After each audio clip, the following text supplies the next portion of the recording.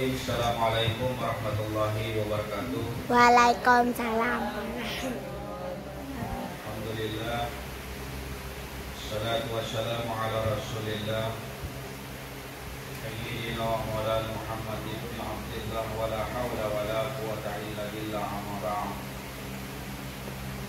Asyhadu an la ilaha illallah wahdahu la syarika lahu wa asyhadu anna Muhammadan abduhu wa rasuluh la nabiyya ba'd. Allahumma shalli ala Muhammadin wa ala alihi wa sahbihi wa mawala amma ba'd.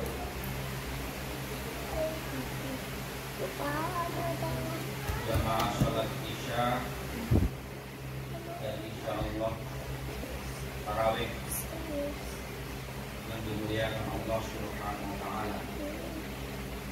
Kita bersyukur kepada Allah Subhanahu wa taala pada malam hari ini insyaallah kita memasuki Ramadan yang pertama. Dan Ramadan kali ini berbeda dengan Ramadan sebelumnya. Bahwa Ramadan tahun ini kita dihadapkan dengan wabah yang kerennya disebut COVID-19, virus corona. Sehingga oleh pemerintah, majelis ulama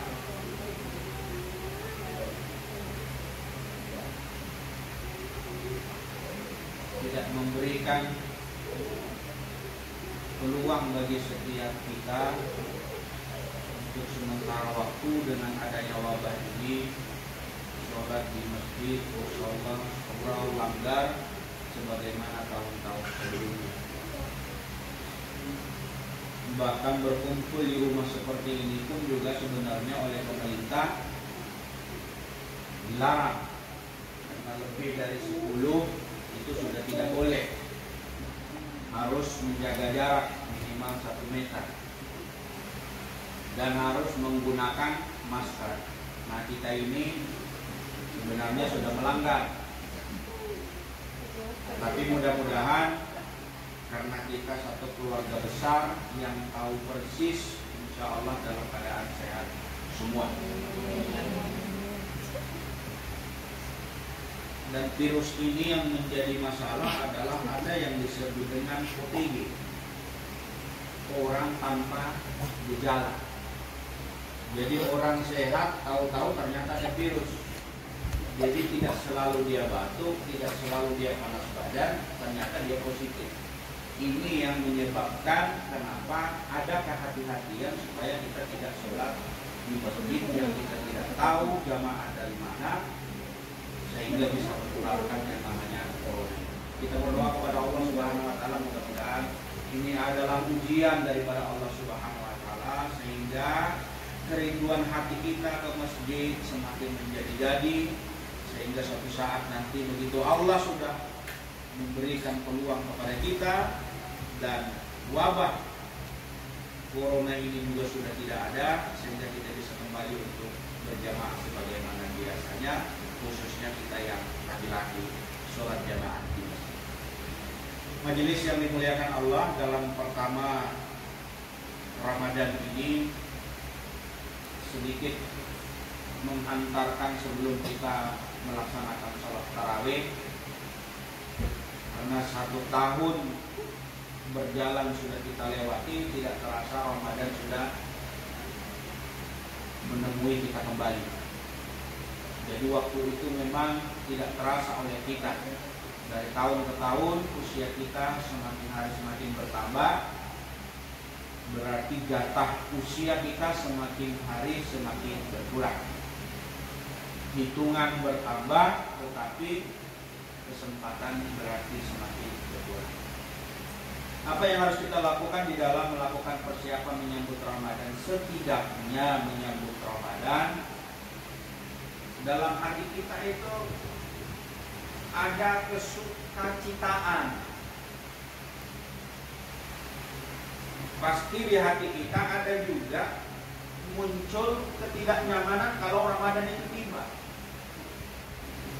Tidak selalu suka. Nah, maka itu yang harus kita ganti. Perasaan suka dengan Ramadan itu harus benar-benar kita tumbuhkan. Tidak sekedar suka mengikuti orang, tapi betul-betul di hati kita suka sekali dengan Ramadan itu tiba. Walaupun di dalam hati kita boleh jadi muncul ketidaksukaan akan Ramadan. Kenapa tidak suka dengan Ramadan? Karena begitu kita masuk dalam Ramadan, pasti kita melaksanakan ibadah puasa itu banyak keterbatasan-keterbatasan dalam melakukan hal-hal misalnya makan, minum, dan lain sebagainya. Sehingga rasa kita tidak suka terhadap hadirnya Ramadan itu kita ganti dengan sukacita. Bagaimana menghadirkan rasa sukacita kita terhadap Ramadan? Bahwa kegembiraan dan rasa senang kita terhadap Ramadan ini kita yakini bahwa ini adalah karunia Allah. Banyak orang yang kepengen masuk ke dalam Ramadan tapi tidak diberikan waktu oleh Allah Subhanahu wa taala. Dari kemarin dia sudah tidak masuk dalam Ramadan. Kenapa? Karena inna lillahi wa inna ilaihi raji'un. Apa artinya? Sudah meninggal. Nah, kita bersyukur Allah berikan karunia sehingga kita bisa bertemu dengan Ramadan kali ini. Maka mari kita gembirakan hati kita. Kita bisa berkumpul walaupun kita tidak tarawih di masjid, tapi keluarga besar kita masih bisa saling bersilaturahmi, saling bisa kunjung mengunjungi, saling bisa berkasih sayang. Maka itu yang kita munculkan rasa senang. Apalagi alhamdulillah kedua orang tua kita masih ada. Ini juga membuat kita bersemangat. Kalau mereka sudah tidak ada, tentu beda lagi suasananya. Mungkin hari ini yang sudah tidak merasakan ada orang tua seperti si Umi, sudah tidak ada bapak ibu, pasti beda dengan yang masih ada. Mungkin Tante Nani yang hari ini juga sudah tidak ada bapak ibunya, itu beda dengan kita. Maka bersyukurlah kita yang hari ini masih diberikan kesempatan untuk bersama dengan kedua orang tua kita. Majelis yang dimuliakan Allah. Lalu kemudian bertekad kita mengisi Ramadan ini dengan sebaik-baiknya. Jangan di Ramadan pertama kita aja semangat. Memang biasanya kalau sudah Ramadan pertama ini semangat kita mau ngaji, semangat kita mau sholat, kita mau sangat tarawih, semangat untuk puasa itu memang mengebu-ngebu. Tapi nanti setelah di akhir-akhir atau mungkin baru pertengahan, kadang-kala semangatnya mulai kendor. Nah ini jangan. Minimal kita harus stabil untuk kita menjaga mengisi bulan Ramadan ini sebaik-baiknya. Jadi anggaplah Ramadan ini merupakan Ramadan terakhir buat kita. Ramadan terakhir buat kita, bahwa Ramadan nanti itu tidak ada jaminan kalau kita masih panjang umur. Boleh jadi kita sudah dipanggil Allah Subhanahu wa taala. Lalu kemudian bertawakal kepada Allah Subhanahu wa taala. Bertawakal kepada Allah Subhanahu wa taala itu menyerahkan segala urusannya kepada Allah Subhanahu wa taala. Tapi ada usaha, ada ikhtiar, itu yang harus kita lakukan. Karena tidak sekejap mata pun kebaikan akan bisa dapat kita lakukan tanpa taufik dan pertolongan daripada Allah Subhanahu wa taala. Lalu yang ya, apalagi yang kita pelajari dalam kaitannya melaksanakan ibadah puasa, keutamaan puasa, hikmah puasa, hukum-hukum puasa, etika puasa. Karena kalau kita tidak tahu ilmunya, boleh jadi ragu kita. Batal dalam. Kadang-kala ada orang kentut merasa dia batal. Dikiranya kentut itu membatalkan puasa, padahal kentut itu hanya membatalkan wudu. Tapi kalau puasa tidak apa-apa, asal jangan kentut sembarangan. Jadi hukum-hukum puasa itu harus kita pelajari. Terus gimana kalau misalnya kumur-kumur? Boleh apa enggak? Nah, boleh.